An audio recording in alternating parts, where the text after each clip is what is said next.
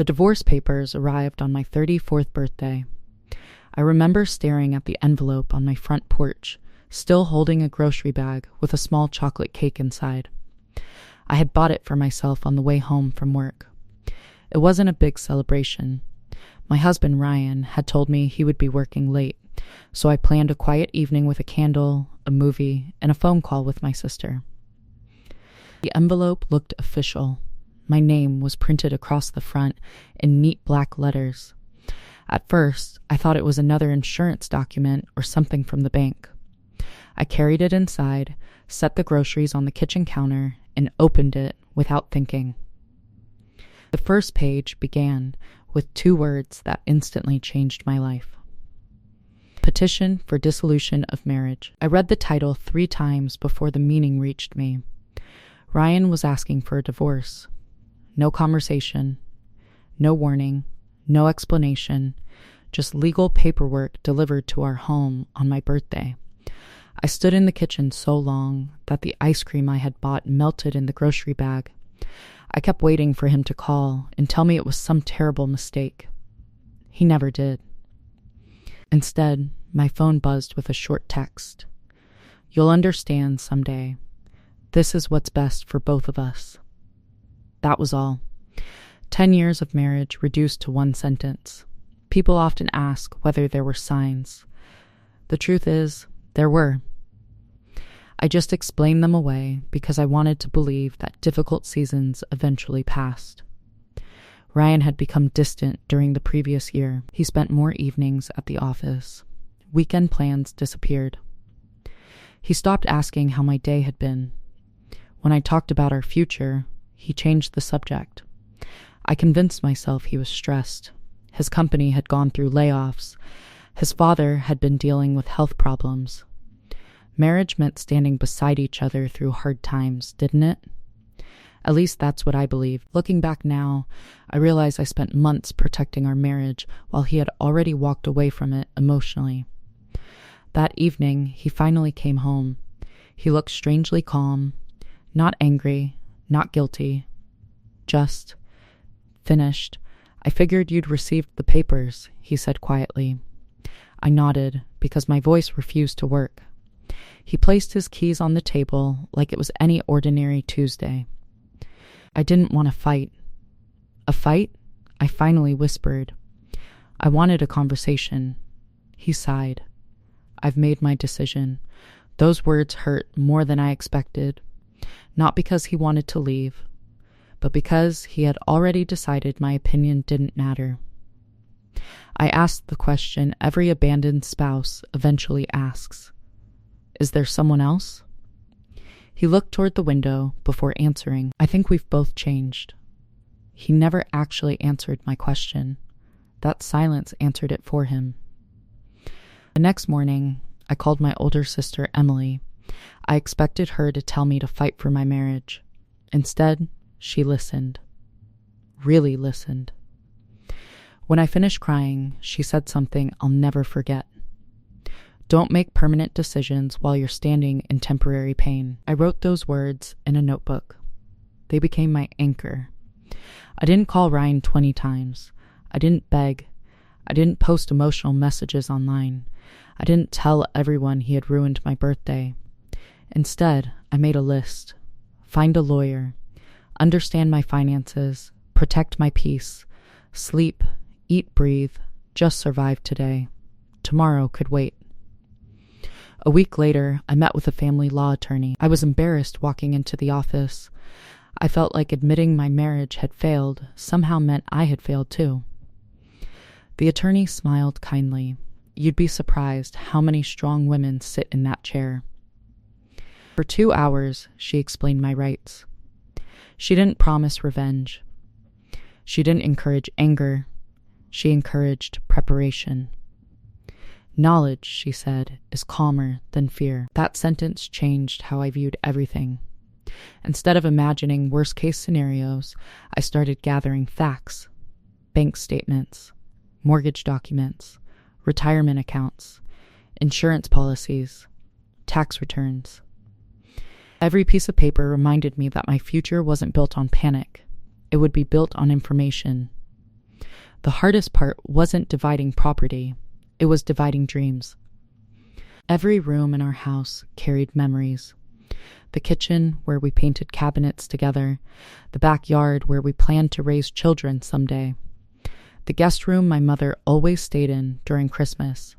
Suddenly, every happy memory felt borrowed. I couldn't walk through the hallway without wondering whether Ryan had already stopped loving me while we were making those memories. That question haunted me.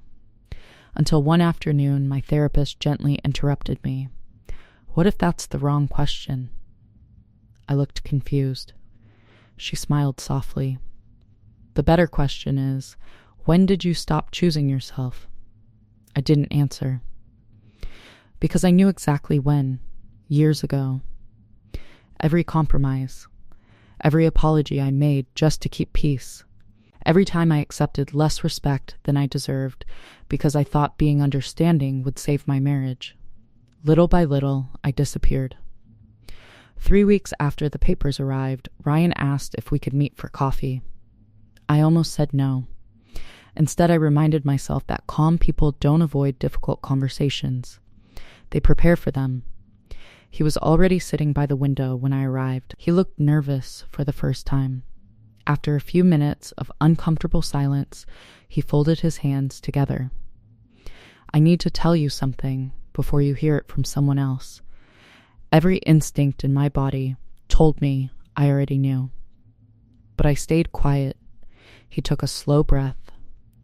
Then he said the words that explained everything and changed the direction of my life forever. I'm getting married again, and the divorce isn't even final. For a few seconds, I couldn't hear anything except the sound of people talking around us. Coffee cups clinked. Someone laughed across the room. Life kept moving, even though mine felt like it had stopped. I looked at Ryan and asked the only question that mattered. How long? He lowered his eyes. We met about a year ago. A year. That meant while we were celebrating our anniversary, while we were planning holidays, while I was wondering how to help him through what I believed was stress. He had already built a different future. Oddly enough, I didn't cry. Not there, not in front of him. I simply nodded. Thank you for telling me. He looked surprised. That's all? I smiled politely. What else is there to say? I stood, picked up my purse, and paused before leaving. I hope one day you understand the difference between ending a marriage and ending it with respect. Then I walked out. For the first time in months, I didn't feel confused. I felt clear. The truth, no matter how painful, is easier to carry than uncertainty. The divorce process continued over the next several months. There were forms to complete, meetings with attorneys, conversations about the house, savings, and retirement accounts. I had expected every meeting to be a battle. Instead, I chose something different. Preparation. Whenever I felt emotional, I reminded myself why I was there. Not to punish Ryan, not to prove my worth, simply to protect my future. My attorney often smiled after our meetings. You stay remarkably calm. I laughed once and replied, I'm not calm every day. I just don't let my worst day make my decisions. That became another sentence I wrote in my notebook.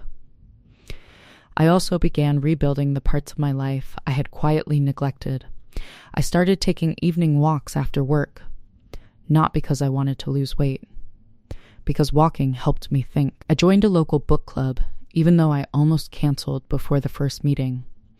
I reconnected with friends I hadn't seen in years. One Saturday morning, I signed up for a pottery class. I had never touched a pottery wheel before. My first bowl collapsed into a crooked lump of clay. Everyone laughed, including me. It was the first genuine laugh I had heard from myself in a very long time. That tiny, imperfect bowl still sits on my kitchen shelf. It reminds me that beautiful things don't begin perfectly. They begin bravely. The day our divorce became final, I expected to feel broken. Instead, I felt quiet, there was no celebration, no dramatic speech, no feeling of victory, just peace. I drove home, made a cup of tea, and sat on my balcony, watching the sunset. For the first time in years, I wasn't trying to fix someone else's choices. I was simply living my own life. That evening, I took off my wedding ring, not with anger, with gratitude. It had represented a chapter that shaped me. Now it was time to begin another. I placed it in a small wooden box, closed the lid, and whispered thank you, not to Ryan, to myself, for surviving. About 6 months later, I received a birthday card in the mail. There was no return address. Inside was a short handwritten note. I know I hurt you more than words can explain. I hope you find happiness. It wasn't an apology. It didn't erase anything.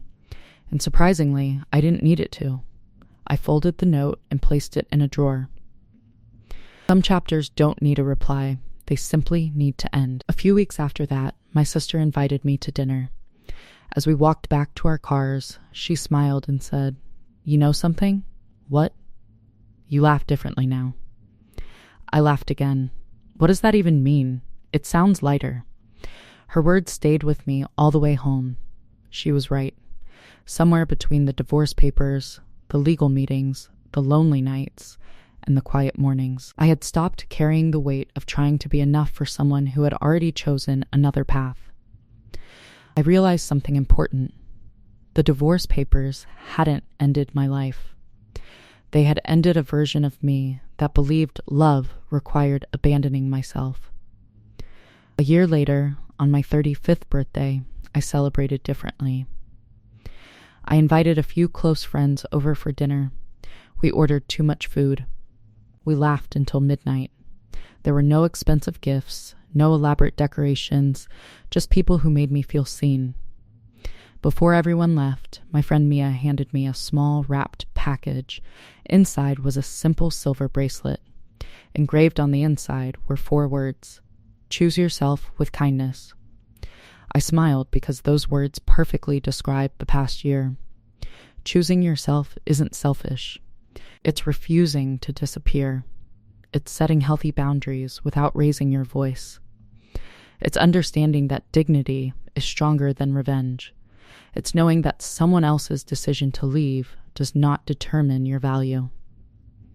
Looking back now, I no longer remember my 34th birthday as the day divorce papers arrived. I remember it as the day my second life quietly began. The gift I thought had ruined my birthday turned out to be the one that gave me something I hadn't realized I had lost. Myself, if this story touched you, please comment and subscribe. I have one question for you. Have you ever discovered that a painful ending became the beginning of something better? Let me know your answer below.